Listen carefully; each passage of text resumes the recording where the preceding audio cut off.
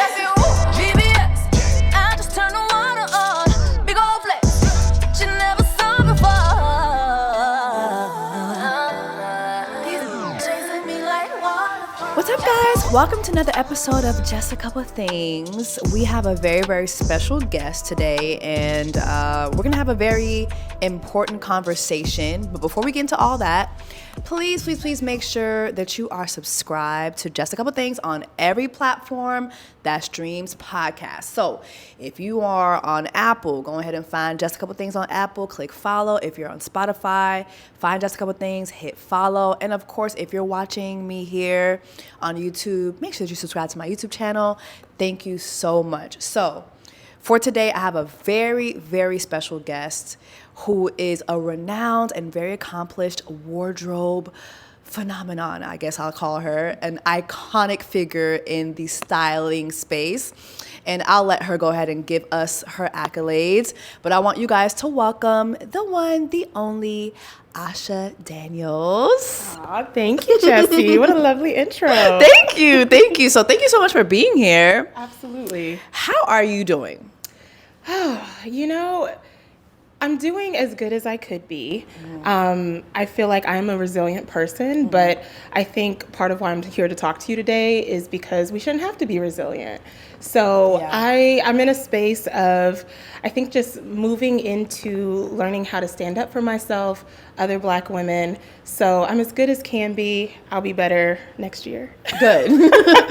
We speak that into existence. Yes. Okay, so for those of us who aren't familiar with Asha Daniels, give us a little bit of your history in the wardrobe and styling space. Okay, absolutely. So I'm a fashion designer. I'm 37 years old. I'm blessed enough to work for myself. I have my own brand, Asha Ma. I graduated from the University of Cincinnati. Pretty much right out of college, I went on Project Runway Under the Gun. Yes. Did really great, made it to the finals of that show, Yep. Crazy experience. I was invited back for Project Runway All-Stars, and then since then, I've really just kind of hit a nice groove of creating collections, getting to collaborate with different entities, doing design for ballet, for Parsons Dance here in New York is one of my more recent ones, getting to show at different museums, having exhibits there. But mainly my work is based around Black female identity. So when I create a collection, it is speaking to my audience. And anyone else who gets it in is just, a baddie. But speaking to my audience of Black women and who we are and just reflecting that back to us. And I've had a pretty good career. I'm really proud to say that I have Asha Ma Day in Cincinnati, in my hometown. Oh, congratulations! I know. I'm like, I have to say that because I thought I wouldn't get that till I was older. So I've got my own day in Cincinnati for the work that I did for the Taft Museum. And yeah, I could go on and on, but I'll leave it at that. So okay. Yeah. If you got your own day in the comments, drop down in there and let me know. Hey. Because I don't. And you should, okay. though. Well, listen. I'm just saying, to have your own day in Cincinnati, that's a pretty big deal. Thank you. So during Black Women's Month, we want to congratulate you on that. Thank you. Okay, so Project Runway, you have your own brand. Were you also in the styling space, like for different celebrities? Yeah. So I've actually designed for different celebrities. I've designed for Zendaya. I had a look on the Girls of Little Big Town for the Academy of Country Music Awards. I'm not so much a stylist, but any designer knows how to style just because you have a great vision that you show your collections with. But I think one of the interesting things about this case is the forever moving goalpost on who I am. I think I've been named a stylist. I've been named a wardrobe assistant, an assistant to Lizzo. I'm none of those things. I'm a fashion designer and an artist who knows how to style. So, like you said, most designers do know how to style because they have the vision. So speaking of Lizzo, she's going on tour. You get the phone call to be a part of that tour. Can you tell me how that came about? Absolutely. So let me actually give you a little bit of backstory to how I even got involved in this. So Okay. at the time, I was based out of Cincinnati, my hometown. I had lived in New York in my 20s. I was like, I'll never do it again. But I'm a free spirit. So I like if the mood hits me, I will make a big change out of nowhere. So I had just done a fashion show, and I was visiting my sister in Brooklyn for a fashion week. And my mentor and I caught dinner together. And he said, hey, like there is a project to do Lizzo's backup dancers' costumes for her world tour. We're about a week and a half out from the start date of the American leg of the tour. They don't have anything, and I got a request to design some stuff and create it, but I can't do it because he was working on a collection at the time. Okay. And so I had like a flight the next day to go back home. And so my crazy self, I was like, you know what? I'll do it. But like to truly understand what type of request that is, it's like impossible. It's like 10 plus size women who are athletes. Like these girls leave it all on the dance floor. So anything you design, it needs to be sexy. Like we're not covering up curves. Absolutely not. Not on my watch. I love so it that. needs to be sexy. It also needs to be durable. The girls need to feel comfortable and confident in it. And they needed like 2 designs in that week and a half time. And so I took on the job thinking I could hire a sewing room to kind of help me do it. But every sewing room that I called, even dropping Lizzo's name, was like, absolutely not. That's a crazy request. We can't do that. Like not in a week and a half. Oh yeah, it was short notice. It was really short notice. And so I was able, like with different people like that I went to college with, still friends with, helped me put together a team. And I had like no sleep for a week and a half. I was sleeping on my little sister's office floor and just really working from like AM to PM, getting maybe 2 hours of sleep a night. But in the back of my head, I was like, Lizzo is this huge star. Why are we a week and a half out from her start date of her worldwide tour? And her dancers don't have any costumes? So I was able to complete that first drop, and then they ordered a second drop, and then that turned into doing more designs for the tour and for Lizzo herself. And so I had created this really great relationship with her management and some of the production people on her team. They were so grateful that I pulled out that miracle, that me and the amazing people that helped me make that happen. We got like a box suite at Madison Square Garden when she was here in New York, and they kind of just pulled out all the bells and whistles as a huge thank you because they knew that was an impossible task to do. And so from there, after her American leg of the tour ends, I think we're around Christmas time, I start getting text messages from Amanda Nomura, who was her wardrobe manager. And so I had kind of worked with her and a few other people in management and production on getting that first like wave of American looks together. And so she was like, hey, like my wardrobe assistant, I don't have her anymore. We're about to start the European leg of the tour. I need someone. And so I'm 37 years old. I'm like, I have done the intern thing. Touring does not sound glamorous to me, and I don't really care to do it. So I work with several young, up-and-coming Black women designers who I'm like, oh, this would be the perfect opportunity. To showcase them. Yeah, to showcase them and like brands. have a fun time on tour, work hard, but like Lizzo stands for all of this, like women's empowerment, creating safe spaces for Black women. So I felt really secure of like, I can send one of I call them my baby girls. I'm like, I can hook one of them up. This will be an amazing experience as an internship. They can do it.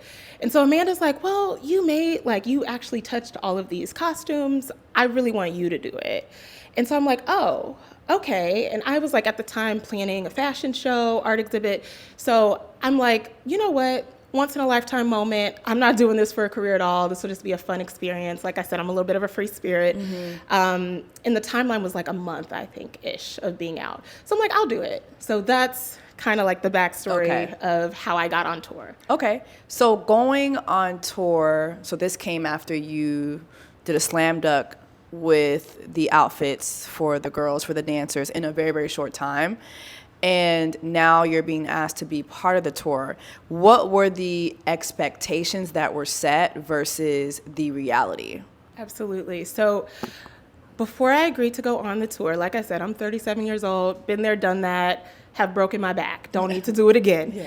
So I was very clear with Amanda. I'm like, how is tour life for you guys? Like, first off, is it toxic? Like, are people talking crazy? Are there bad attitudes? Are people You asked rude? this up front? Absolutely. Oh, great. Yeah. I'm like, my resume would show you, I've been in plenty of fashion, devil wears Prada kind of environments. And at this age, I'm not interested in that. Like, I'm big on respect, especially for Black women, right? Yeah. Because we don't get that normally. So I asked her, how was the tone backstage? She's like, honestly, everyone's great. The big girls have attitudes, but I'm not gonna let anyone talk crazy to you. So I'm like, great. So I'm like, how is like heavy lifting? Like, is there a lot of physical work? Absolutely not. You touched on that too. Oh, absolutely. Great. Yeah, girl, listen, I'm not new to this. I'm like, I know what type of stuff happens. And so, yeah, no, I absolutely asked her, like, is there physical labor? Because I'm not into that. I don't want to do physical labor. She's like, no, you will have a team of local workers in each city who will basically, make sure all of this comes together, and you'll just have to delegate, step in where need be. And so I was like, okay, cool. Like, I can do that. Like, that doesn't sound too bad. Less than a month. And so I signed up. Now, when I got there, day one, for the first stop, so I had and actually let me back up a little bit. I think my second little aha of like, this might be a little bit of a red flag this was during my birth month, and I believe it was like right around Valentine's Day. So I was very clear that like I had some work commitments and then just some prior plans. I couldn't make it out until a certain date. And so her management just went ahead without confirming with me and booked me a flight to help assist at I think the Brit Awards. Okay. And so I So that's outside of the tour? Outside of the tour. But was there a separate agreement for that? Not at all. Not at all. So I'm like, so I hit up Amanda, and I'm like, I obviously don't want to rock the boat or anything, but I'm like, hey, I just got a flight to go to the Brit Awards. We didn't agree to this. And she's like, oh, I'm sorry. Management can just be really pushy and assume they're entitled to everyone's time. Let me handle that. So she handles it, and I'm kind of like, okay, that was interesting. And then I get there for the first stop of the European tour, come off of a red eye, and I'm expected to come right there. And I'm like, normally I would want to, go to my hotel room, shower, maybe take a quick little nap, get started. It was impressed upon me immediately that I needed to show up right away, right off the plane. So I'm like, okay. So I bring my luggage to the venue, and Amanda's showing me around backstage, kind of introducing me to some people, showing me the lay of the land, who's going to be in what rooms. And the first big realization of this is different than what I was expecting was the fact that I'm starting to meet some people. There's nobody who looks like me, nobody. And so I'm starting to meet This is the team? Yes. This is her production, her management. Everyone I'm being introduced to, no Black people, no Black women. And so I'm like, that's interesting, right? But let's see what it gives, right? Because it doesn't have to be a red flag. But I get to where the big girls are going to be getting ready for the show. And so it's this really tiny, cramped room. There's not enough mirrors, and they have tiny mirrors, the little on-the-go mirrors. Not enough full body mirrors. No. So there's tiny little. Where they're getting dressed. This is where they're getting dressed, but they're not there yet. They're setting up the room for them. Yeah, but still. Yeah, still. Yeah. And so it's a tiny room. I'm like, I don't know how 10 plus women would fit in this room. Not enough table space, no full body mirrors. And I'm just like, oh, this is actually kind of crazy, because when I just get when my models get ready for a fashion show, the accommodations are better, and I don't have some huge production or a stadium, right? Right. So the women are kind of laughing and kind of prepping oh, get ready for a show. It's going to be fireworks when the big girls get back here and see that they don't have enough space, not enough, it's about to be. Wait, the team is yes, basically ridiculing the fact that once they come into this space, they're going to be uncomfortable. Absolutely. Yeah. They're like, oh, it's about to go down. And so I'm like, I put on my fix-it hat, because once again, this is not my job, right? But I'm I think I'm in Amsterdam, and I'm meeting all these people. And I'm like, you know what? They gotta have a Walmart. So I'm a Walmart out here. Let me go get extra mirrors, whatever we need, and then let's try to get a second room for them. And so immediately the tone shifts, and Amanda's like, oh, absolutely not. This is not our jurisdiction. And I'm like, well, whose jurisdiction is it? And so she points me to another person, but she's like, do not talk to him. He actually has a crazy attitude problem. I don't want to, get into it with him. And so I'm like, oh, I'm good at talking to people. Let me talk to him. I got this. And she's like, no, just let it happen. So I'm like, okay, interesting. So later that day, I'm in the wardrobe area, And there's an opening act for this tour, another beautiful, talented, dark-skinned Black woman. And so she needed some stockings, right? And so we have like a full stock of stockings, underwear, things that are for the tour, right? And so I give it to her. And so when Amanda comes back in the room, because I was just in the room solo when she came in and asked for it, I let her know, like, just so you know, opening act came in, I gave her a pair of stockings. Okay. And it was like the world had ended. Like, it was drama immediately. What do you mean you gave her these stockings? Those aren't hers, da-da-da, they cost this much.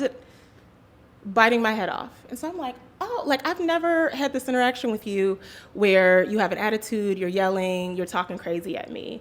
And so I'm fully But this thrown was off. over stockings? Over stockings. So, just kind of for those of us who don't really understand. So, backstage or alongside the show, you have undergarments. Yes. Are those assigned to specific people, or are they supposed to be able to be given to anyone who's in the tour?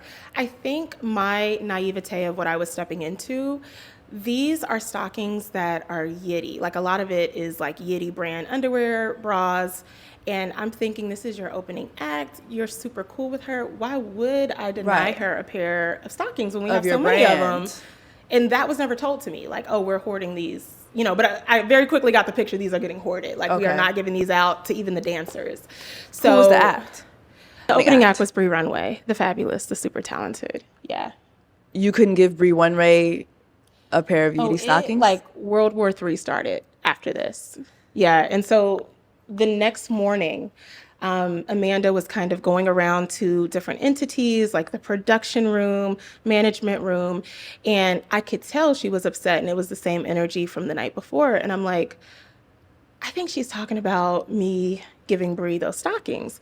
And so I quickly, like, I'm kind of like listening in, and she's saying that she wants to get her kicked off the tour. Like, her goal is to get her kicked off the tour before she was scheduled to be off the tour. And I couldn't believe it. I was like sick to my stomach. I'm like, you know, I'm in a position where I'm kind of like low on the totem pole because this isn't, you know, my circus, but that goes against everything I stand for to want to do that to a Black woman.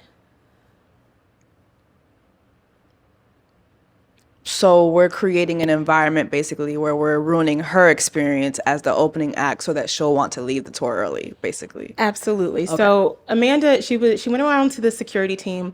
She asked them to follow Bree and her background dancers to see if they have any slips in security. So, like, if they accidentally posted their badge, that's a slip in security that could maybe get them kicked off tour. So she was kind of like collaborating with these different people backstage on production about how to get Bree kicked off tour.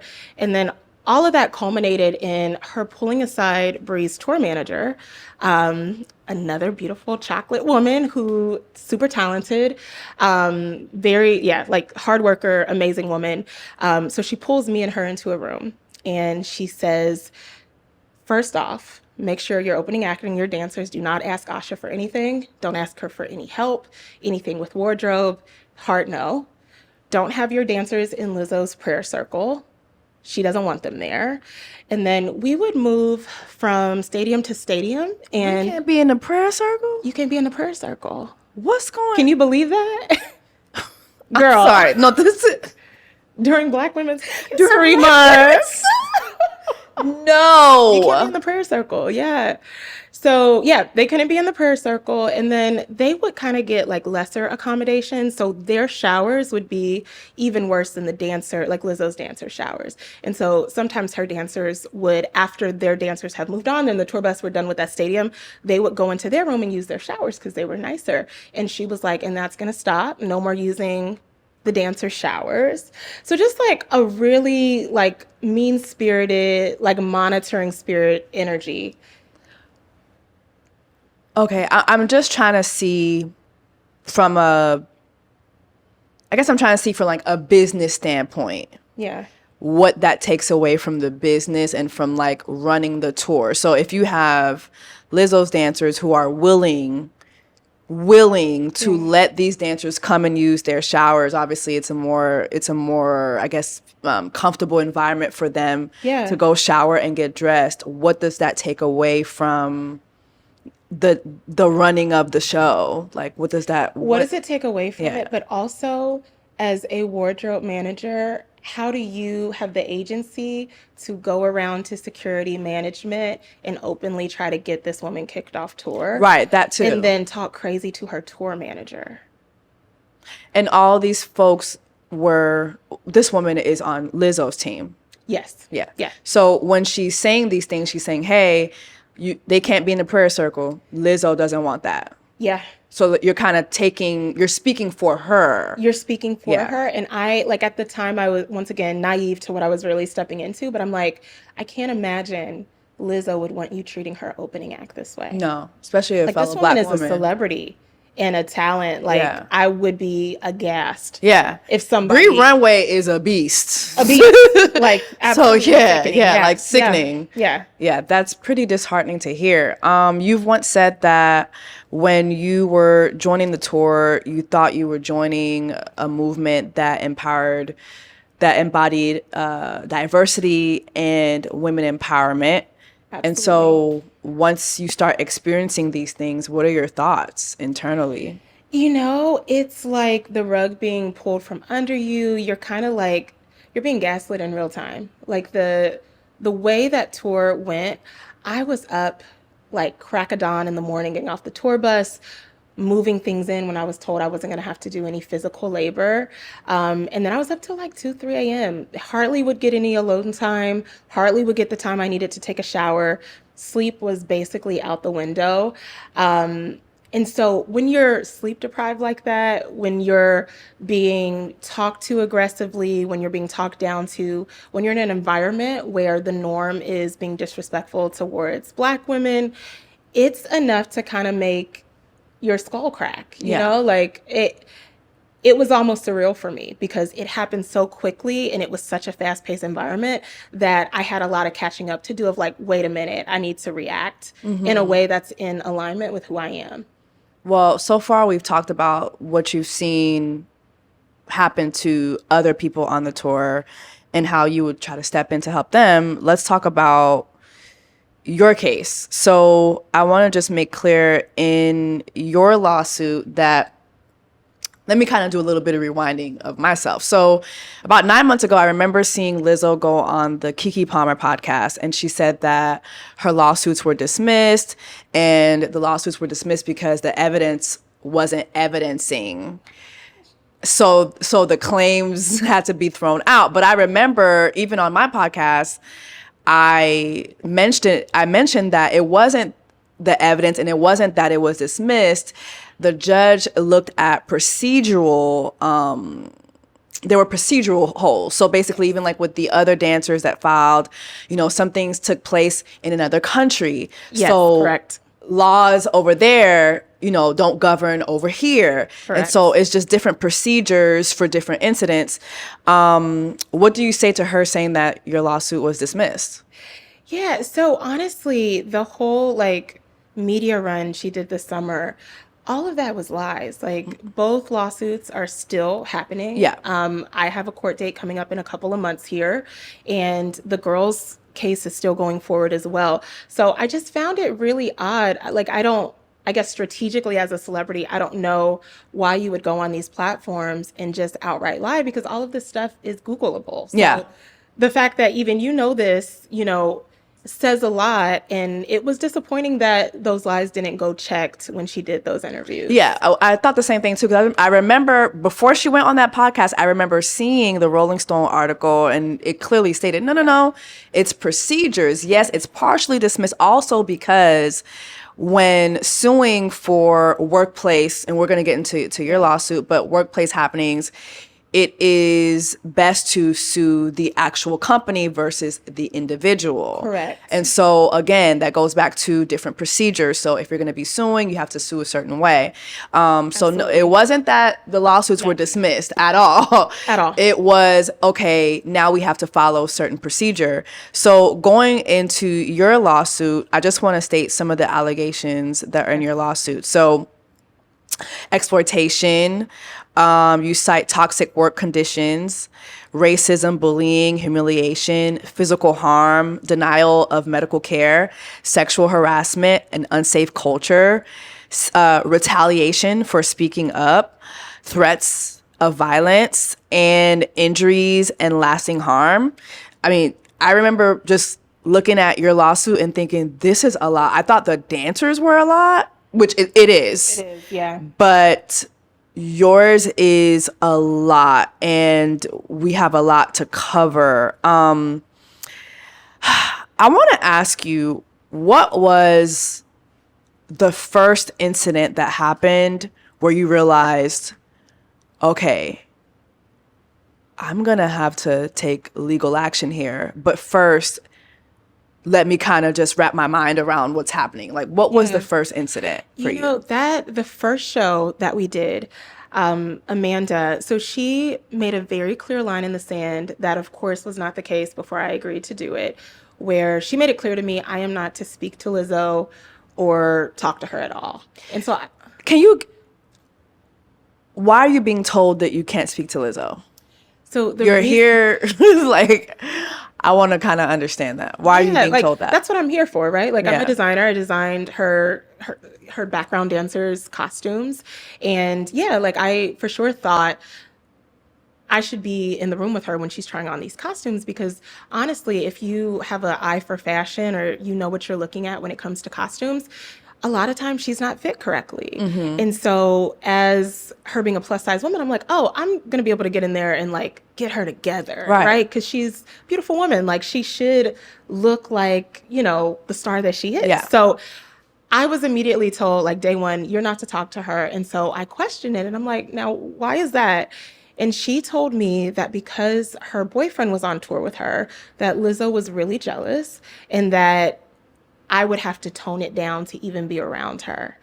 And I thought that that was crazy. Like, she told me that she was around Lizzo's boyfriend and Lizzo got upset with her and was jealous of her. And quick Google search, I did not believe that was true, right? And I'm thinking, like, Lizzo's a star, she's gorgeous. Like, why would she be jealous of me? She has no reason to be. So it kind of just felt, honestly, like bullshit. And like, she wanted to keep a very clear line of like, this is my job, but you're Lizzo's dresser. You're someone who does her quick changes. I don't want your job, right? Like, I trust me, I'm good. I don't want that job. But yeah, I was very quickly told, don't speak to Lizzo at all. So were there moments where you would see her and you just would have to, like, I don't know, like... Yeah, no, I would pass her in the hallway and I'm like, you know, looking back on it, I should have just been like, hey, girl. Hi. Yeah. But I would pass her in the hallway and I'd smile at her and we just exchanged looks. And I'm like, okay, like, but it was odd to me that this white woman has told me that I cannot talk to Lizzo when the whole like beg of me coming on tour to help her was that you designed these costumes. And you did so well. Thank you. Yeah. Thank you. Like, you should be the one, you know, being hands-on with them. So the reasoning too, did you ever think, well, you spoke, I just can't get over the reasoning. I know you just told us what it was. Yeah, I just don't get that. Like, that's not even like a professional reasoning. It's like, I don't get it. It was like, to me, it was a lot of insight into how the women that work for her behind the scenes actually view her and how they actually treat her. And I'm like, I don't think she knows that this is how they talk about her and treat her. And then the way they talk about her would also mirror the way they would talk about you. Absolutely. Yeah. And how they talk about the big girls and how they would come in the wardrobe room to kind of kiki and make fun of and Lizzo ridicule. And make fun of the dancers and use a black scent and talk just like cash shit behind the scenes about the women that they work for. So let's talk about the toxic work conditions that you're alleging in the lawsuit. So 6 a.m. to 2 a.m., 7 days a week. Can you kind of talk to me about that while being constantly monitored and pressured to be like on call? Like, you know, so kind of break that down. Yeah. And you know what the thing is I know you can relate to this. Yeah. But as a Black woman in the entertainment industry, I am good. I can work with no sleep, you know? And that's not good. It's not But- good. It's actually terrible. Yeah. Because that should not be the standard Yeah. or the expectation, especially when you're promised that that's not the expectation. Yeah. So I just go into like work mode, knowing that I shouldn't be pulling those hours. But the thing is even those hours were super unnecessary. Like everybody that was on tour, some of them would have early calls, late calls, but the thing that was the same for all of them is they would go back on the tour bus, they would take long naps, they would take their breakfast, lunch, and dinner. They would sometimes have like couches in their like room that they were working in so they could take naps. I was on the only team that did not do that. And it was because that's how Amanda wanted to work. And like I mentioned before, I was very clear, like I'm not interested in physical labor or like hurting my body at this age. Right. So we would have these really heavy Hold on cases. now. I'm in my 30s too now. Wait a minute. Don't make it sound like we're having a serious conversation, but don't look at I know. Like, girl, sleeping on a No, but I get it though. No, I get it though. No, seriously. I'm not trying Because to you're hurt here my for body. you're here for wardrobe purposes, Yes. not. Yes. This is not a construction working site. I get it. Yeah. Okay. Yeah. So, But it speaks to, and I'm sorry to interrupt you, but You're it okay. speaks to also how, because we're Black, a lot of times people do expect us to do. to be workhorses. Yeah, absolutely. So, interesting thing, we would have these really heavy cases on wheels. And in every city, they hired like a huge team of mostly men who would take these cases in and put them in everyone's respective rooms. We were the only team where she expected me to do it with her. And so I would be moving these heavy cases. Pretty early on in the tour, I got a really bad injury with my acrylics where my nails cracked in half all the way down to the nail bed. And I know you know what that is. Yeah. It Like, hurts I think if a you lot. don't know what acrylics are, Yeah, you think that that's like a petty injury. No, it hurts a lot. But it is extremely painful. painful, and there were no medics on site, which, you know, this was my first time actually riding on a tour, but all the entertainment tour? things, there were no medics. Yeah, there were no medics, no medical help, not even a first aid kit. Like, on the tour, on the tour, over in Europe, don't know nobody. this is Lizzo's tour. This is Lizzo's tour. Yeah. Yeah, she's supposed to have a medic on tour. Yeah. And if not, the ability to take least someone to go see immediately. someone if they are injured. Immediately. So I suffered that injury. I started saying, and I didn't finish the thought, on the first night of the show, because she had drawn this line in the sand of like, you don't talk to, touch Lizzo, nothing. Like, I got it, and you just take care of the big girls. That first night, because once again, I'm a team player. I've worked in environments like this before, but just not on this level of toxicity. She was trying to like move a wardrobe rack for Lizzo, and it was heavy and it had like a bunch of stuff on the bottom of it. It was really clunky. She was trying to do it herself. And so I stopped what I'm doing to go help her, which was not my job. I did not need to do that, but she needed the help. So I go to help her.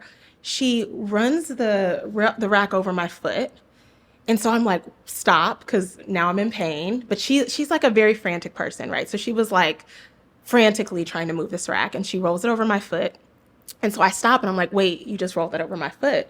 And so this woman pushes me into the rack, and she's like, take it, don't make any excuses. What do you mean? What do you mean? She pushed me into the rack. Yeah. So not only did she roll over my foot, but when she pushed me, I then rolled my ankle. And so that was like first show of the entire tour. So now I'm living with that injury, pulling those crazy hours, like you said, sleeping on a tour bus in a twin size flat mattress at the age of 37. I was in pain like the entire time. No medical help, not even like Tylenol was on hand for me, for the pain that I was in. Were you able to like communicate that to anyone else? Yeah, so I obviously communicated it to Amanda. She saw it happen. But then I also, I started to make a few people that I thought were my friends backstage. Come to find out, I don't think that they were. And then I also talked about it with the tour manager, Carlina Gugliotta, when I started reporting things to her. Mm-hmm. And what did she say? She acted like she was aghast. She was like, this is not what happens on tour. Like, we all kind of know Amanda's a little crazy, but like the way she works and what's required for her job, we kind of need her because no one else is going to do all that.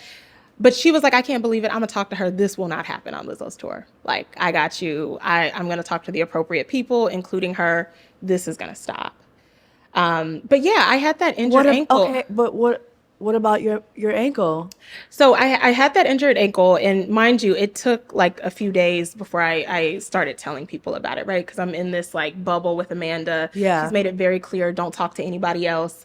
You know, she kind of made it like, because I was her hire, like I represent her, and she was like, you are not to talk to anybody else. So I have this injured ankle. I brought like maybe 3 pairs of shoes on tour. I had like combat boots, my slip-on workout gym shoes, and then a pair of Crocs. And so obviously the Crocs were the only ones that had exposed ankles. So I started wearing those like regularly.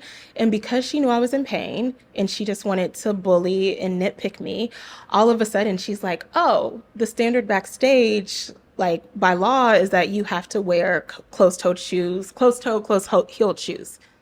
This is something I was never told. Never told. So I could have just came on tour with just the Crocs, right? Right. I was never told that, was never like, but all of a sudden, because she knows my ankle hurts and I'm icing it and I'm trying to wrap it and whatever, all of a sudden I have to wear closed-toed, closed-heeled shoes. And yeah, like I think that's just representative of how like the goalpost was forever changing. It was just a crazy environment that I'm like, how did we get here? Like, My thing too is, so did she ever offer any medical assistance? Like you're obviously telling her, hey, I'm in pain, I need to be seen. yeah. What was... No, and then once our relationship got tense, because I started speaking up and like not letting her talk crazy to me or the local workers, she would start to say like, oh, you're in pain, like you should go home. Go home then. You should leave.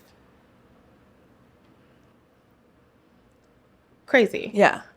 Crazy that she felt comfortable moving that way. Yeah. Because, you know, I'm like, So you brought me here and you just expect me to just, on my dime and on everything I have, mind you, I'm here with nothing. Yeah. Yeah. Yeah. And she constantly like would threaten me, like, people get left on tour all the time. Like, if you don't make it on the bus in time, we will leave you. It's happened before.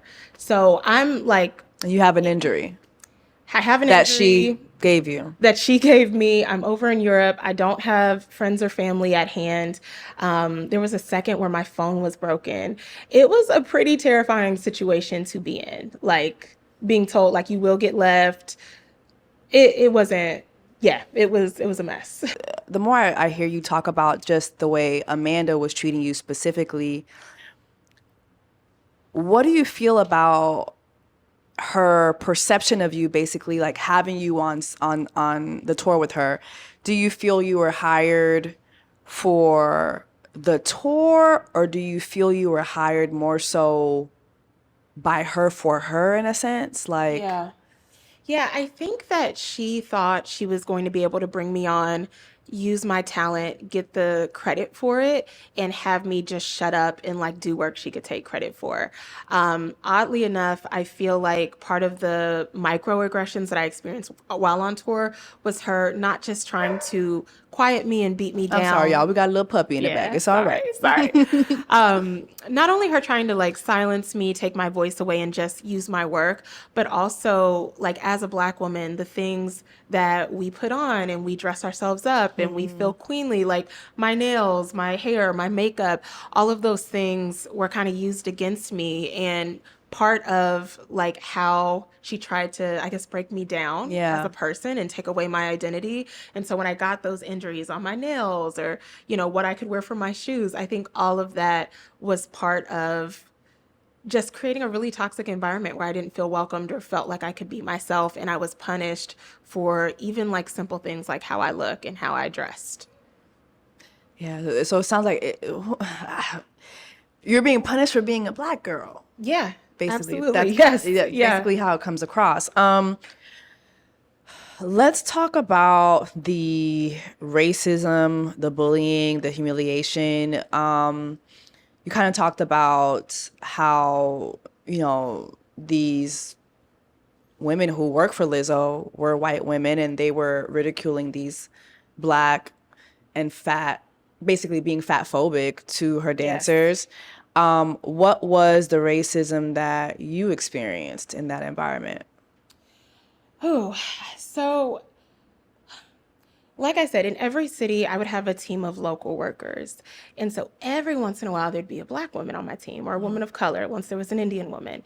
And so because of the type of leader I am when I'm in that role, these women were entrusted to me. I took good care of them. I would learn their stories, blah, blah, blah. A lot of those women were, like one of the women were like a rescued sex worker. Like another woman had been trafficked from India. And so I knew their stories because I cared enough to know and, take care of my team. And so Amanda would like to send people home early. And so the way it works is like if we're coming to the venue for one of the tour stops, they would have local workers. A lot of them were seamstresses. They'd come in, they'd start in the morning. We'd get like 3 or 4, and then Amanda would want to cut some of them for the day. And so because I'm knowing like, oh, like this woman is actually like a rescued sex worker. Like she needs this money. She needs this day. So she would ask me like, oh, who should we send home? And I like not just take that into account, but also take like talent, what I actually needed to get the day done. And she would still go out of her way to cut the Black women and the women of color. And I'd be like, wait, no, like, let's not, she's actually really great. She's got this terrible backstory. And she did not care. Like it was almost, I don't know, like it made her happy to send those women home. Yeah. Yeah. What about anything directed at you? Ooh, directed at me. So racism that I face directly, and it's interesting because I think it's kind of playing out even in the narrative of this lawsuit. So the first day that we got to actually sleep in a hotel, Amanda was saying to me like, oh, like the designs that came in didn't work out. They want some new designs. Can you stay up and present some designs tomorrow? And so I'm like, well, that's why I'm here. I'm a fashion designer. I'm not trying to be on this tour. Like, this isn't a career move for me. And so overnight, stayed up, came up with designs, got my people back home who could make them ready and like on deck. And so that morning I presented them to her because she was going to present them to management and Lizzo. And she was like, oh, these are great, but I know that the way Lizzo's team works, they're not going to want to pay you for these designs when they know you're on payroll already on this tour. And so she's like, I want to present these, but I want to present them as a ghost designer. And so I'm like, oh, come on. Like, I'm not stupid. I know what that means. You're going to take the credit. Hello? For a Black woman's work? Yeah. To present it to another Black woman. Yeah.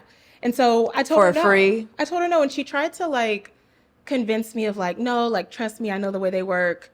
I want to protect you by, and I'm like, I have an LLC. I can bill them via my LLC. Like, I'm not concerned about it. And so she was pissed that I didn't agree to let her present my work that way.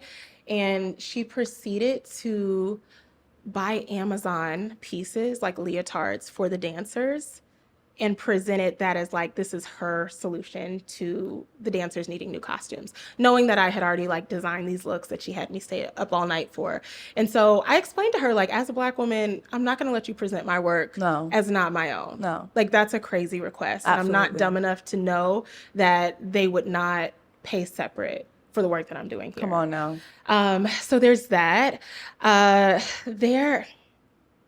There are conversations that were between production and management where I was openly being discussed in a manner of, I want to punch Asha.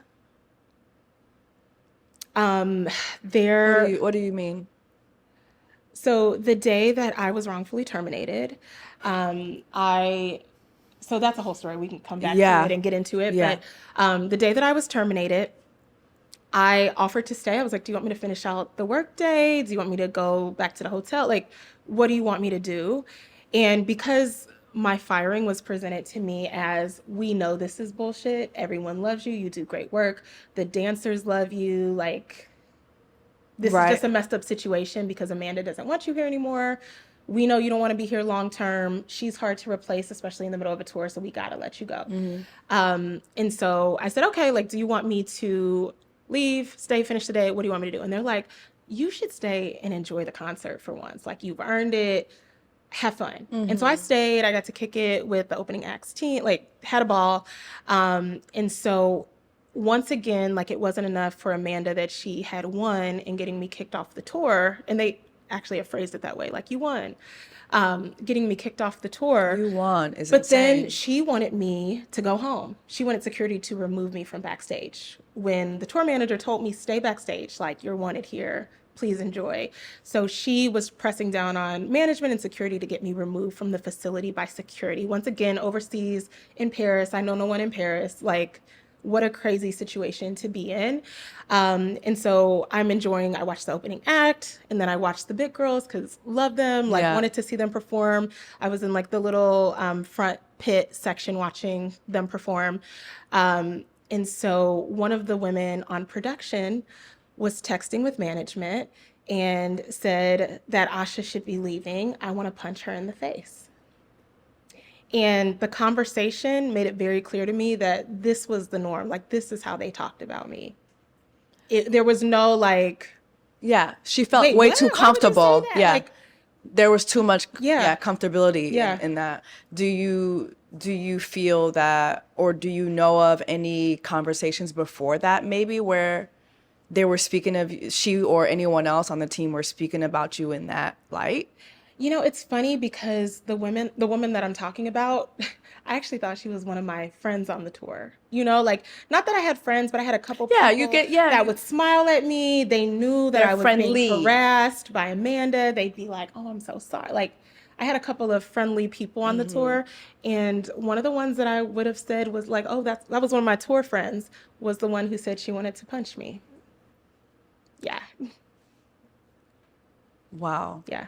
Yeah. And so what was the responses from other people when they would express that? So like I said, this is a conversation with production and management. It was just normalized. It was like, yeah, she's about to leave. Like, punch her. They didn't say, like, they didn't encourage her to punch me, but it was like a normal, like, yeah, she's annoying. She's about to leave. Let's talk about maybe, punching. That's very overt. Yeah. But what about maybe covert actions? Maybe there was like an undertone in your treatment versus how other people were treated on the tour. You said that most of the people that were on the tour were white women, white folks. So here comes this black girl. You're the only black girl there. You're being injured and not being given medical care. Yeah. You're being forced to sleep. I mean, talk to me about maybe if there were like any undertones in some of the actions that you experienced. Yeah, racial undertones. Very quickly, it was like widespread gossip and like people also just actually bearing witness to my treatment. Mm-hmm. And so people that didn't interact with me would kind of like behind the scenes be like, I'm so sorry, she's crazy, I can't believe she's treating you this way. But then they would stand there and watch me get yelled at and cussed at by this woman. The fact that I had that injured ankle and Amanda told me I had to sleep on the top bunk on the bed. To get up there is like a constant re-injuring of yourself, especially with my nail beds being broken and my ankle. So you had broken nails, broken ankle, and she would make you climb up to go. Yeah, and not broken ankle, but definitely injured. Like I said, I wasn't able to see any medical professional, so I don't know if it was sprained or what, but to this day, I still have issues with this ankle. Like when I wake up in the morning, 37. I can feel it. But it was just the norm. And it was a lot of people behind the scenes that would be like, oh my God. Like I had one woman who I thought was my friend say, I've noticed how she's treating you. I have black nieces and nephews. I'm not going to let this happen. But then didn't do anything. Like it was widely known this was how I was being treated. Also widely known, I was the only black woman backstage. When I did report these things to Carlina, and then we started having a relationship that's well documented of me reporting how I'm being treated, how the girls are being treated, how my local workers are being treated. I said to her, like, it's not lost on me that I'm being treated like a slave and I'm the only black woman here. Jeez. And so her reaction to that was like, oh my God, I don't want you to feel that way. But just so you know, there is like one other black woman who does something, and I'm gonna introduce you to her on our next break. I never, like to this day, you never met her? I never met her. Never saw her. Good night. Good night. I think, it was like a figment of her imagination, I think. There was no other black woman on that. I think just what's bothering me is, I know it's not your fault, but it's like what's bothering me, like you said, is the constant, hey, we see that you're experiencing racism, basically. Yeah. But the fact that, okay, so no one's gonna do anything about this, and then you're not allowed to talk to Lizzo, the Black woman who's supposed to be having this Black woman friendly, safe space for Black women. Okay. So I'm not like, how did you reconcile with that? Like, what's going on internally for you? You know, it was crazy. Like, I was backstage watching Lizzo perform songs about protecting Black women, being proud to be Black, being proud to be a plus size Black woman. And just like the crazy difference of what I was experiencing every day. And oftentimes I would cry backstage. I'm a gangster. Like, I'm not someone who would like easily cry, but I would be backstage just like, how twisted is this that I signed up to do this tour as a favor based on the strength of who Lizzo presents herself to be. But what's going on backstage is not reflective of that at all. And like, how did I get here? Yeah. Like, that's really sad. yeah. Oh, that kind of hurt my feelings, what you just said. Like, that really hurt, because I can only imagine like going through that, and then the contrast of it all. Like, okay, so you're kind of feeling gaslit. Yes. Were there any moments where you're like, am I tripping? Yeah. Or like, is this really happening? Like, were there any moments like that for you? Yeah, you know, I think like I would be able to steal a little second to call my sister every once in a while. Yeah. And I would just like let the chopper sing, let her know everything that was going on. And I'm grateful that I have someone like her in my life, because she immediately was like, girl, this is a mess. Yeah. You know, like, she didn't want me in that environment. So she went out of her way to greatly keep tabs on me. But I'm grateful that I had her, because it was like an extremely gaslighting environment of like, you're being treated like this. People are acting like this is normal. And going into the tour, I'm like, everything Lizzo stands for, backstage is about to be a bunch amazing. of kindness, Yeah. hard work. Like, we love hard work, you know? Like, yeah, it might be a little bit of toxic hours, but it's about to be a bunch of women loving on each other, taking good care of each other. And I think like that's part of the reason why I did choose to stay, was I was like, I'm here for a mission. But I very quickly fell in love with the big girls, with the performers backstage, and seeing their treatment. Like I mentioned earlier, I have worked in collaboration with the Cincinnati Ballet, with Parsons Dance, much smaller productions than a Lizzo World Tour. Those dancers are well taken care of. Like, it is a beautiful thing to see, the way everyone takes care of them, including myself. And so to get there and see these women not being treated well, and a lot of them were young girls, like the beginning of their career, this was their first big entertainment job, and they didn't know any better. Yeah. And I'm like, this isn't how you should be treated. So let me stay here and take care of you guys and do what I can, do stuff that's like not even on. Like, Yeah. I told Jess, or I'm sorry, Jessie, you're Jessie. I told Bree after it was made clear, like, I'm not to help her. Every time we started getting ready to go on stage, she would open up, obviously. I knew what time she would go backstage. And I had some setting up things I needed to do for the big girls, just in preparation for when they would go on. And so I told her and her tour manager, I'm going to come back here, and if you need me to do something, I'll have my sewing kit on me. Like, to do it, but to do it in secret. Like, I would, like, if she needed help, That's insane. they would come get me, and I would have to sneak to her room to help her. Later on, I had a visitor come visit me while we were in Amsterdam, and I like bought her a pair of stockings, because I'm like, it's crazy to me that but y'all have Yitty stockings, like, galore.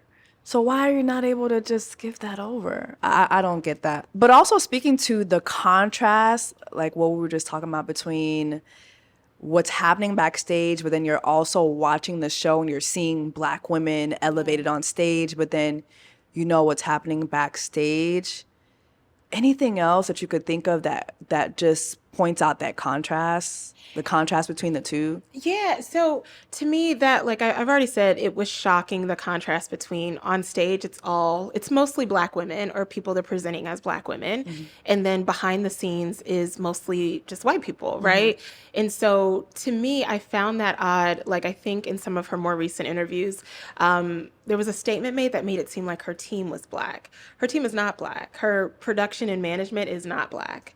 It's just the women on stage. And so seeing that contrast, it made, you know, like the representation and what's put on stage and what her career is bolstered on look performative. Because if you really cared about black women and giving them safe spaces and giving them jobs and platforms, why is it only on stage that you've got this huge black female stage, your audience is white, your back of house is white? It just doesn't add up, you know? Yeah. Yeah. Do you think that you were bullied? Oh, absolutely. Which is crazy because once again, like I'm not someone who has like a victim mentality. I never look at myself as the victim, but from day one I was bullied. And I'm not someone who can say like I wasn't bullied as a kid. Like I'm a strong person, I'm confident, but I was absolutely bullied on tour along with the local team of workers I had, along with the big girls, along with the black female performers. It was like that was the norm. Yeah. It was like well known that we could be disrespected. Speaking of disrespect, according to Rolling Stone, Lizzo's lawyers, so Lizzo and her lawyers, had this to say about you. They referred to you as a brazen liar and a disgruntled former employee with an inflated ego. This is per Rolling Stone. This is back in July of this year. And they were saying these things to describe you per your lawsuit. What do you have to say to Lizzo calling you a liar? You know, it's ironic because, well, first off, let me say this. I am confident in who I am. I'm not a liar. Everything I've told you today, there's evidence of. I'm grateful that I documented it. And honestly, that's a great tidbit to anyone who works in this industry. Yeah. Is I did it by the grace of God. But make sure you document everything. Yep. Because people will try to call you a liar. Of course. But I think one of my big disappointments in how Lizzo handled these lawsuits is that she never was even curious to understand what happened with me. Like I know she saw me there one day and one day I was gone. And I know that she was told what happened with me. For her to never, as a black woman who's a leader and has a company, reach out to me to investigate as to what happened is insane.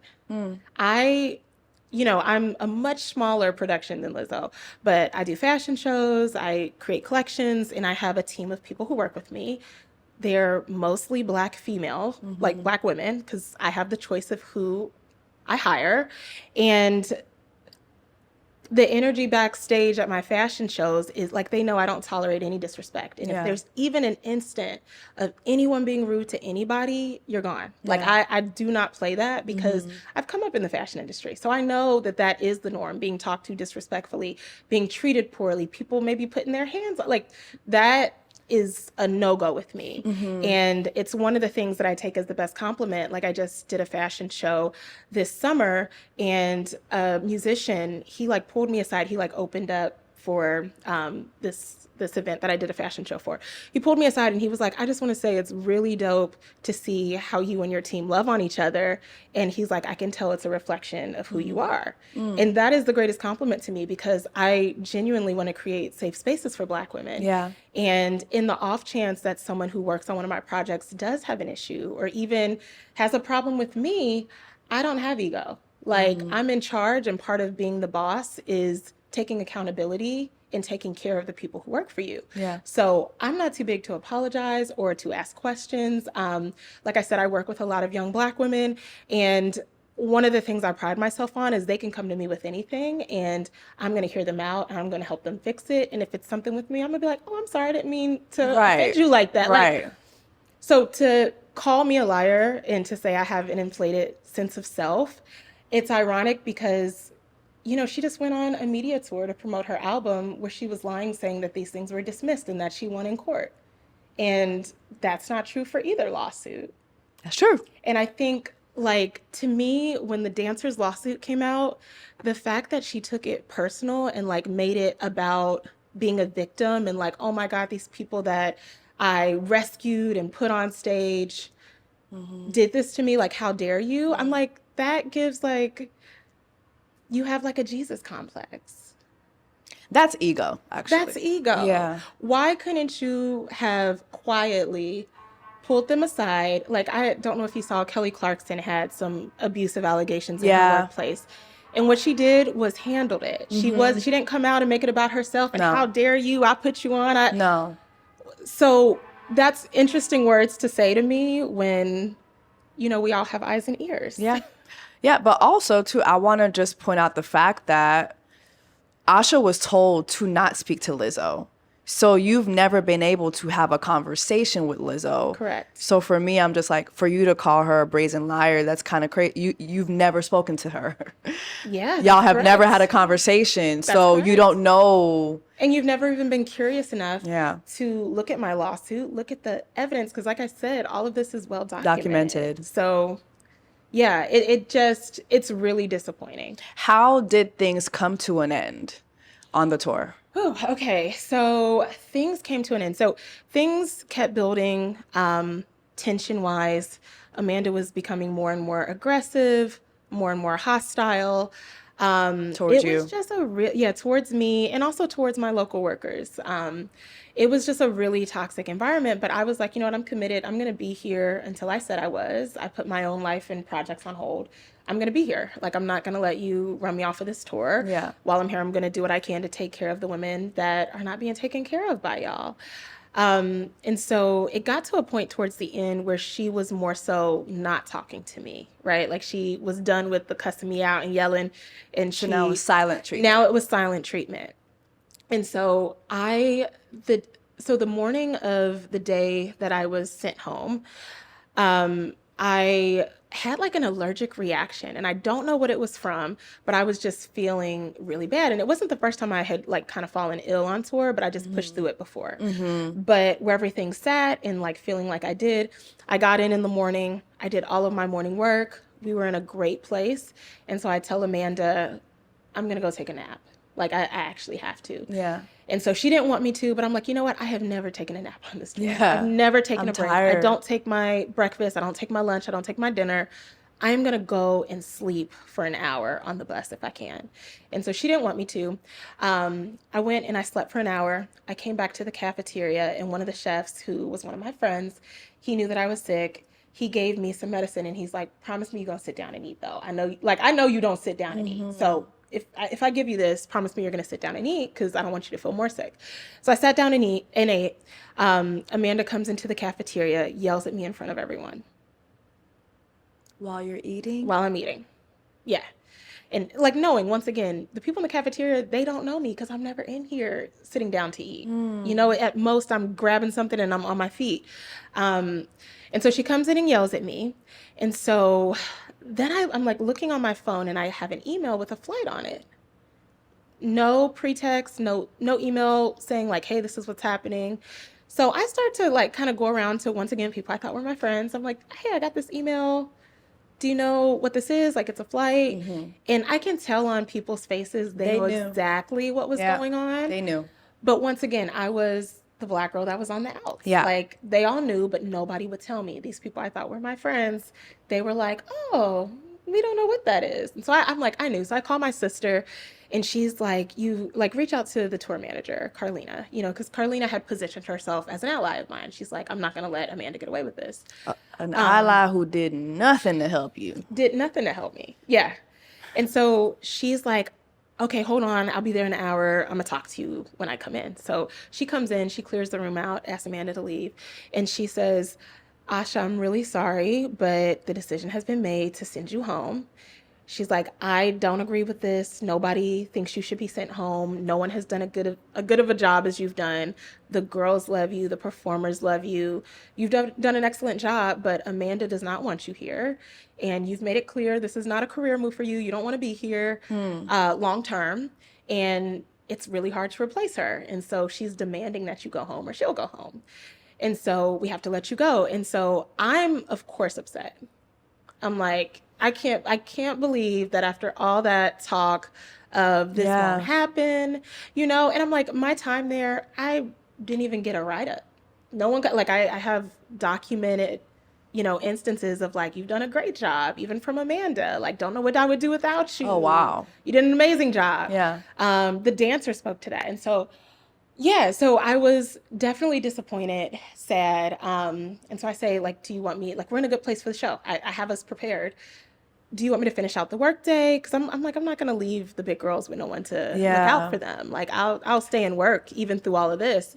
And you're supposed to be the one with an inflated ego. The way I would have dropped, girl. The way I would have been, baby. I'm sorry. Let me stay professional, right? But the way I would have clocked out, girl. Yeah. So but I'm like, you know what? I'm not gonna, like, I know that these girls don't get the care they need, like, and I take care of them, especially during the show. So I'm like, do you want me to finish out the day? Like, you want me to leave? And she felt guilty, or at least I thought she was genuine in how she was giving me this information. And so she's like, no, like, I think you should stay. You should enjoy, watch the show. I know you're cool with the opening act and her team. Like, have fun. Like, you deserve it. Basically as a, like, I am sorry. And then also made it very clear, like, we still want you to design for Lizzo and her tour. Like, we don't want to kill the design relationship. Like, we hope we can end this on good terms, but like continue the design portion of the program, right? And so I'm like, you know what? I'm gonna have a good time with Bree. This has been hell on earth. Like, let me just switch gears. And so I decided to put on makeup. Like, we're in a pretty big room that's kind of 2 rooms connected. And so Amanda was on one side. I'm doing my makeup. On this particular tour stop, there were a lot of women that reminded me of my mom as the local workers. And so they had seen me be bullied. Like, all of the local workers in every city saw me get bullied. And so they wanted like a little last moment. So I sat there and did my makeup while talking to them. And Amanda was like, you need to leave. And I'm like, I'm going to go after I finish my makeup. Yeah. And so that pissed her off. So she runs to get security, trying to get me kicked out. So security comes and is like, do you mind just going over to Bree's side? Like, she's throwing a fit about you being here. So I'm like, that's fine. I'll move over. So I go over to Bree's side. We're having a good time. I get to see both Bree's show and Lizzo's show. And then the instance I was talking to you about. So I was asked, like, do you want a car to be sent, like, with one of the people on the team to take you to the hotel at the end of the night, or do you want to get an Uber? And so I'm like, of course I want a team member to. Like, once again, Black woman by herself in Paris. I don't know anyone out here. So I'm like, of course I want, like, a teamwork. And so they're like, okay, cool. Like, stay, have fun, and we'll get you hooked up when it's time to go. And so I think me being in the pit, having a good time, pissed Amanda off. And clearly other people that I didn't know. This is insane. Pissed them off, right? And so that is where that conversation came in of, like, I want Asha to leave now. I want to punch her. And so they wanted to press the issue all of a sudden when I was told I could stay. Oh, like, the car is leaving. Like, you've got to leave now. And I'm like, you know what? I'll get my own Uber. I'm not, like, Bree's team get your own Uber? Yeah, Bree's team was like, do not let that, like, don't let them win by, like, sending you home. Like, we want you to stay, have a good time. You deserve it. You've earned it. So I was like, no, I'll get my own Uber. It's fine. Like, if y'all want to push me to leave right now, I will just get my own Uber. And so stayed, got my own Uber. And yeah, when I got home, they hit me up for designs. Great. I'm happy for that at the very least. Yeah. Another one of your allegations is, don't worry, we're going to feed the dog now. Hold on. Another one of your allegations is sexual harassment. There was a graphic sexual image that was sent in a group chat. Can you kind of talk to me about that? Yeah. So we have like on WhatsApp a group chat that includes management, production, a ton of the people who work on tour, and it's meant to be a work group chat, like call times, Wi-Fi passwords, information like that. It was like strictly business. And one of the people who worked behind the scenes, and actually, I'm sorry, I think a woman put a picture of him in the group chat posing with one of the cases with a ton of erect penises and a male porn star who was erect, holding like penis candies. And so when we were in Amsterdam, it's part of the girls' lawsuit The booty banana. of the. I'm sorry. Y'all know my mind works a little different, but it reminds me of the girls' lawsuit. Yeah, the banana bar. Yes. Yeah. So that picture was sent to the group chat, which is a work, thing for me. And I was shocked to receive it because it's like, you don't want a random penis pic from anybody. No. But to get a penis picture from someone you work with and for no one to say like, hey, this is actually really inappropriate. That was the norm, like being in an environment where penises were on display, people could send penis pictures. It was really inappropriate. And once again, like going back to your point of like how you can be easily gaslit, it's a situation that it's like none of this is appropriate, but it's like people are acting like this is normal. Like so, nobody is saying anything about it. Yeah. So yeah, that's what I'm saying. So it's like for you, you're like, okay, am I tripping? Because, okay, we're all, we're all cool. Yeah. But it's still a professional environment. So there are certain lines that should not be crossed at work. Absolutely. I've had an instance before when I was on a sketch show and I was touched inappropriately, and it was just like, okay, but I don't care that we're making jokes. Like, this is just not a joke right here. You know what I mean? Like, I get when we're on stage that we're dancing or whatever, or we're joking, but like backstage, like you can't touch me like that. You know what I mean? And I feel like there's times in these environments where you feel gaslit because it's like, okay, I understand that we're cool, but that's just not it. Yeah. And it's like we're pulling up to Amsterdam and the conversation is about doing drugs, like who can hook you up with scoring some drugs while you're in Amsterdam, going to see sex shows, like hiring prostitutes. It's like and like I said, I've experienced some weird toxic environments in my career, but never anything like this where that was the environment. And once again, so grateful I didn't send one of the young women I mentor on this tour. I would be horrified if this was their experience.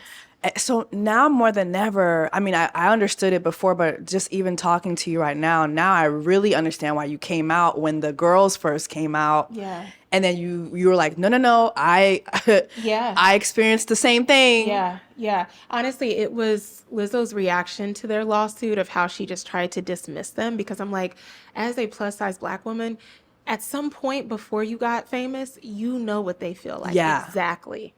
That's so true. You've experienced exactly what they've experienced. So for you to not protect them and listen to them. Yeah. Now you have 2 lawsuits. Yeah. Do you think that there is a possibility that Lizzo is completely oblivious to the way her white staff is treating her Black dancers, her Black stylists? Unfortunately, no. Like, I think that was my hope in the beginning before I really got into the culture of what was going on backstage. But I don't think so. I think, first off, the fact that there were no other Black women and there was only one Black man backstage. There's a ton of people on tour. Yeah. The fact that nobody looks like me tells a lot about what your actual values are. And then, there was a woman on staff whose job it was to take care of the big girls, like to make sure they had water backstage. Like they would get off stage and they would be like, oh my God, I just left it all on the stage. And so I noticed like they don't even have like cold water out here.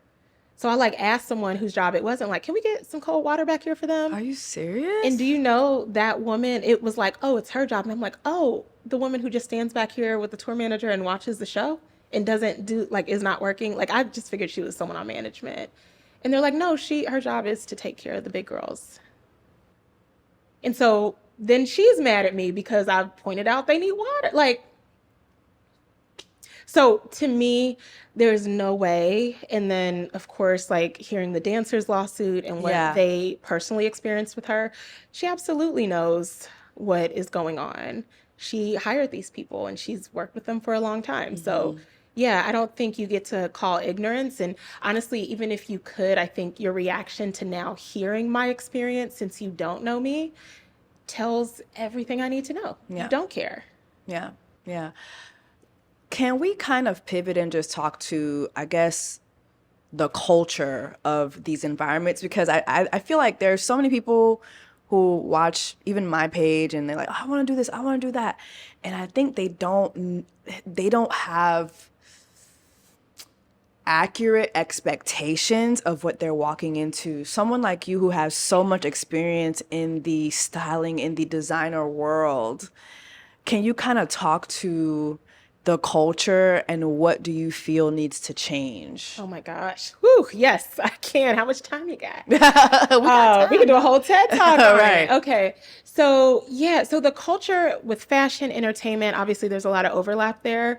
When people enter this industry, it is a norm to get cussed out, to be talked to crazy, to have to work long hours, and not be paid for your work, to be abused, to not get lunch breaks, to not get food, to not be able to be a human being. I feel like especially when you work in environments where the celebrity or the person that is behind the machine does not regulate how their machine is being run, that is the norm. Like, you are gonna get ground into dust, especially if you don't have healthy boundaries.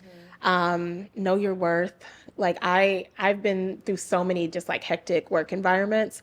People think it's glamorous. It's not glamorous. It's like not at all glamorous, but it also can eat you alive. And like I mentioned before, I mentor some young Black women, and I'm really protective of them with the experiences they have. And it's fun because like the few that have like kind of only worked for me, they think that this is the norm. They're like, oh, this is how it's supposed to be. Right. And I'm like, baby. But once again, grateful that none of them ended up in my spot on tour the way I initially wanted it to go down.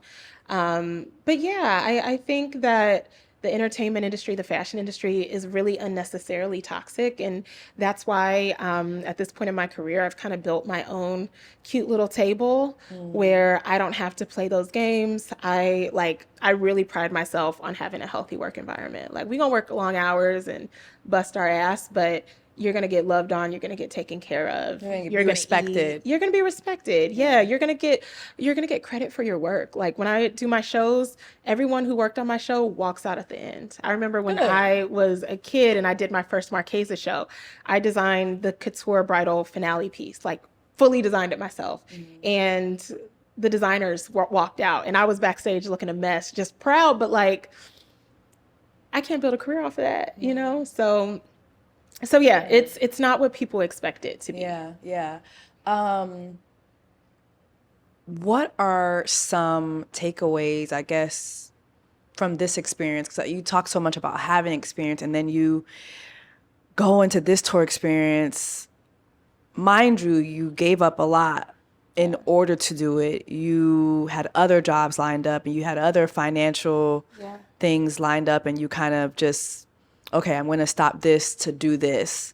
What are some takeaways now? Like, when you look back, what did you really learn, I guess? Oh, it's crazy. I honestly should have trusted my gut and not gone, But like I said, I'm a bit of a free spirit, and I'm like, once in a lifetime thing. I'm never going to do this again. Let me just do it. And I'm expecting to get the treatment I got when I performed that miracle of busting out those costumes for the dancers. I'm like, oh, they're going to treat me well. Right. Like that, the way they treated me during the design process. Right. So yeah, I think I learned that. I think I learned like it's right to speak up for yourself and other people. And my big thing is this should not be the norm. This should not be allowed. And a lot of people, like when I first went home, got sent home unfairly, I knew I should sue, but it was like so many technicalities of like, I live in New York, her company's in California, this happened overseas, that I was like, you know what, I'm gonna just let it go. But no, like nothing's going to change if we just let stuff go. And I think that we as Black women should have a really high standard of how people treat us, but also how we let people treat others in our vicinity. Yeah. You know, because if we don't speak up for ourselves, nobody is going to speak up for ourselves. And I'll say, like, the day that I was sent home, when I told the big girls and the performers, they were in tears, like they were in shambles. They couldn't believe it. They tried to get an emergency meeting with management and Lizzo to complain, and they were shut down. Wow. And they gave me the sweetest send off on Instagram of saying, like, Asha, we love you. And like we had like a big, you know, girls kiki at the end of the night, and they cheersed me. And those are moments that make this like a bittersweet experience. But I think the big thing is, as Black women and as women, we owe it to each other to stand up for each other, because like I said, like that younger generation of designers, I want them to learn from me. Oh, if I'm in a toxic environment, I'm not tolerating it. Yeah. One day when I have my own machine, I'm not tolerating any of the people underneath me getting treated that way. Yeah. So I think that's the big lesson here, is we have to speak up for each other. Otherwise, that'll be the status quo forever. Agreed. What do you say to people who don't understand, kind of touching back on the culture? Because I mean, I'm in entertainment. I'm not really in the fashion world, but you know, I watch The Devil Wears Prada. And you put that shit on. I try, but also when I say The Devil's Wear Prada, it's kind of like when you were talking about like the way people get treated. I'm like, yeah, that movie, it speaks to a lot of the treatment of folks in that space. But I think also some people don't understand. They will see folks like us, you know, maybe, you know, file a lawsuit or make a complaint about treatment, and they will be like, oh, well, so-and-so is just looking for a come up. Crazy. Like, I think, what do you say to people who have that thought process when they see someone like yourself or the dancers filing a lawsuit, and they're like, oh, this is a come up? Yeah. You know, it's funny because I find people who have that take are usually people that have never pushed their own selves in their career to understand, what it's like to be in a space to even get treated that way, right? Like, you are somewhere hiding behind a computer, typing about something that you'll never actually experience firsthand. And so to me, like, if you have been in that space, it's kind of like, we don't even need to talk about it. Like, we all understand it.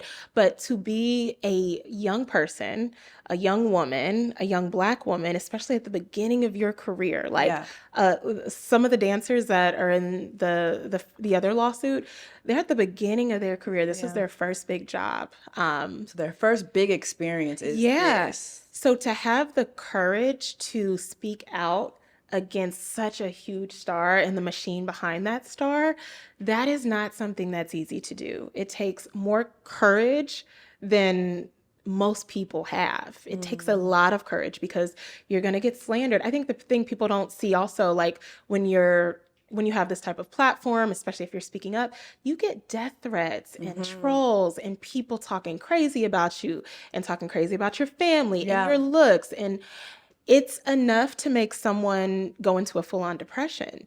So none of that is worth rolling the dice. Like, to me, and I know for the dancers as well, none of this is about the money of it. It's about setting a new standard and not allowing yourself to be treated that way.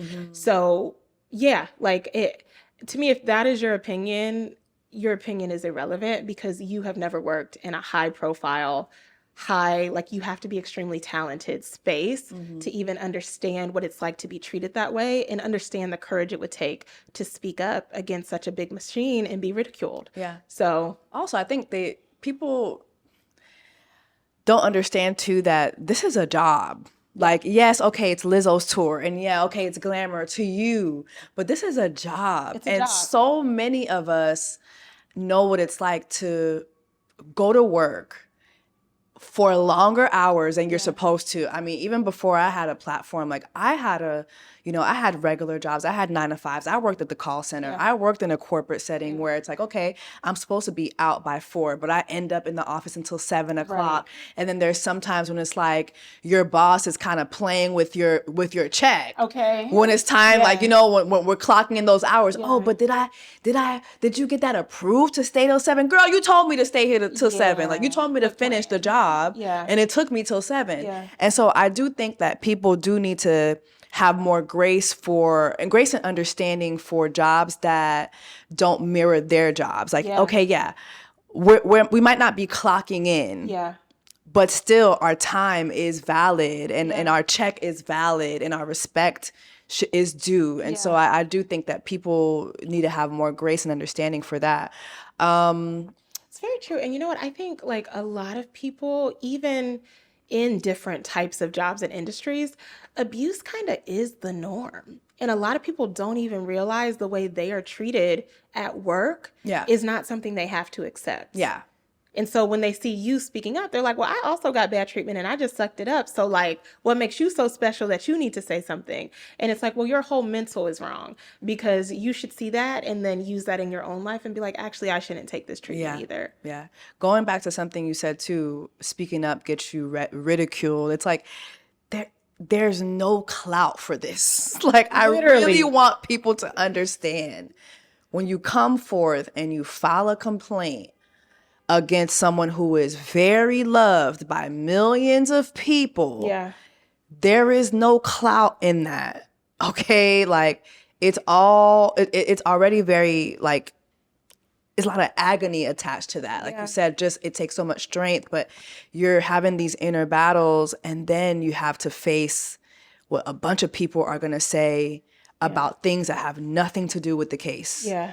You know, and so, I don't know, I just want to commend you for doing that. I know it took a lot for you to stay in this fight. Thank you. I want to commend you for that. You know, going forward, I do know you have your case. Yes. How do you feel mentally and emotionally? And, you know, do you have the support that you feel you need? Yeah, you know, I mentioned my sister earlier. I am blessed to have a family and good friends, like my friend Rita, who you met, whose house we're in. Very sweet. And my best friend Tasha. Like, I have a really great group of people who love on me and are mirrors to me and help me uphold that standard of like, actually, this is something you should not take. Yeah. Interestingly enough, I did have a couple friends that were like, are you sure? Like, speaking to what you just said, are you sure that it's going to be worth getting your name in the public and people ridiculing you?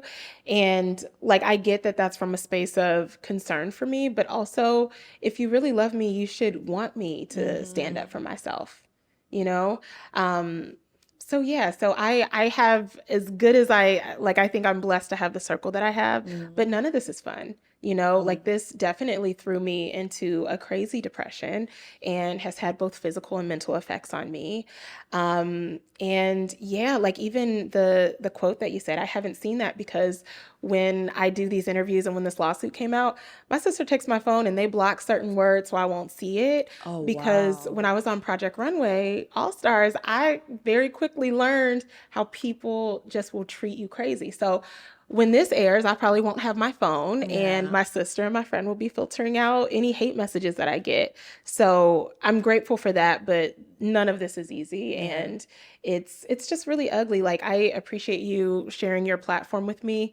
I'm obviously a huge jessacouplethingspod. No, I'm honestly, I thank you for being brave to do this because I know it's not easy. I know it's not easy. And I think, you know, I mean, I talk all the time about things that I've been through in this space, but there are a lot of things that I've been through that people probably will never know. There's even darker things that I've experienced. There are conversations that I've had with some of y'all's faves where I've told them, hey, like, this was unacceptable, which, you know, and I've experienced a lot. And I think that speaking to something that you said earlier, like, I think as a Black woman, everybody expects you to just like take it. To take it. Just to take it. And it's like, it just comes with that. This is what it comes with. Yeah. Especially in the entertainment space. People see this as, well, you want to be a star, you want to be a designer. And it's like, I just want to do my job, which is using my talent. Yeah. I don't see this as, you know, a big, like, I just like what I do and I get to do it as a job. Yeah. And just because I'm using my talent, it doesn't mean that I should be disrespected for that. No. It doesn't mean that I should be treated like an animal at work. No. And so I think that you're very brave to speak about this. And I hope that, you know, Lizzo, if you do see this, I hope that it changes your attitude around what has happened. These are Black women, and all women deserve respect. Everybody deserves respect in, the workspace. But I think especially as a Black woman, we really have to go the extra mile to make sure that we protect one another. We always talk about how hard it is for us. And even in this year, we had 300,000 Black women lose jobs, like be forced out of the, the workforce. There's so many things happening right now, especially like with this administration. And I just feel like Black women are always the first to lose everything. Definitely. So I think as a Black woman, Lizzo, it is your responsibility to do right by these women. And whatever you have to do to make it right, I pray to God that your heart changes and that you do what needs to be done. Asha, how do we support you going forward? Oh. First off, I always take prayers. Definitely keeping you in prayer. Put me in the prayer circle. I will pray right now. God, I put Asha in your hands. I put this proceeding in your hands, Lord God. I pray that you show her favor, Lord God. I pray for your grace and your mercy over her life. I pray over her team that you guide them, that you give them the words, that you give them the strategy, Lord God. And this is not just about winning. This is about change. There's so many things like in this space, God, that are so ungodly and that need to change so that, healthier and happier environments can be set forth for your children who are going into these spaces. You said that our talents would make room for us. Well, God, the rooms are ugly. And so we need you, God, to turn those rooms around, Lord God, and let this lawsuit and let this proceeding be, a hand in the changes that need to happen in this atmosphere. So, God, I ask that you bless Asha in her coming and going. Everything that she does is, Lord God, I pray that her business strives, that her designs strive, that you place favor on her life, Lord God, that she is a blessing wherever she goes, Lord God, that she be a light that shines bright even in the darkest of places. In Jesus' name we pray. Amen. Amen. I needed that. Amen. Thank you, sister. I pray sometimes. People think I'm not saved. I'm saved. That's beautiful. Oh, you're obviously saved. I'm saved. Listen. But you're saved the real way because it has not changed who you are. Okay. The real, you're not out here cosplaying. No. Trying to be no. certain look. I can't, girl. Yeah. My daddy was a crackhead and a preacher at the same time. I can't. Girl, one thing about me, I will never act like... No, but I love God. I love the Lord. Same. I love God. And, I don't play about God. Although I don't act like I'm the most godliest person, but I don't play about God. And I do think that God is going to bless you. And I look forward to what happens, not just with this, but with your career. I watch you say the girls are in their beginning. But girl, this is a new beginning for you too. I feel like beginnings begin. Yes, I'm ready. Beginnings be beginning. Okay, they do. And I need a new chapter. Yeah. This was an ugly one. I'm ready to close it. Yeah. And yeah. How do we support you? Yeah, I was going to say, you can find my work and you can contact me. My website is ashaama.com, ASHAAMA. On Instagram, I'm ASHA_AMA. And yeah, if you have a project you want to collaborate on or anything like that, part of what I love about my career is just bringing my talent to different spaces. So that's how you can support me. And support me by changing the narrative on this. Let's not tear each other down as Black women. Let's create a new standard for how we treat each other and how the world gets to treat us. Yeah. Perfect. Thank you so much, Asha. And thank you, you guys, for listening to another episode of Just a Couple Things. Again, make sure to follow on every platform that streams podcasts. Also, if you're here on YouTube, make sure to subscribe. We're going to have all of Asha's information in the description box as well as on the screen. So make sure that you support her. And also, guys, after you listen to this conversation in your workplace, make sure that you're supporting your fellow Black woman in your workspace. Don't leave this conversation and go do the same thing. Please, we all need to do a better job of supporting each other in workspaces, making room for each other, holding space for each other. So I really hope you walk away from this conversation with that mindset. Thank you so much for watching. Take care of yourselves and each other.